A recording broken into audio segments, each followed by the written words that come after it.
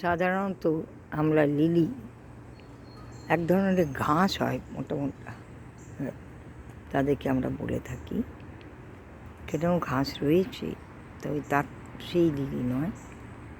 এটা টবেতে লাগিয়েছে, একে লিলি বলতে বেশ অনেক দিন থাকে। দর্শনীয় করার জন্য এখানে বসার জায়গা রয়েছে, আর দুধারে লিলি লাগিয়েছে। লিলি আমি সাদাও দেখেছি অনেক রকম, এখানে একটু পিঙ্ক কালার লিলি আসছে। এটা আসার আগে এই ছোট কুড়ি জাতীয় হয়, তারপরে একটু বড় হয়। ধরতে অনেক ধৈর্য দরকার, অনেক ধৈর্যর পর সবুজ হয়, এই লাল হয়। তবে প্রকৃতি আমাদের যত দেয় আমরা তত আনন্দে থাকি, আমরা যাই আনন্দকে উপভোগ করতে পারি।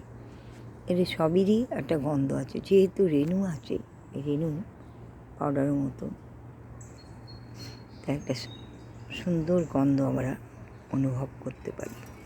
এটাকে লিলি বলে।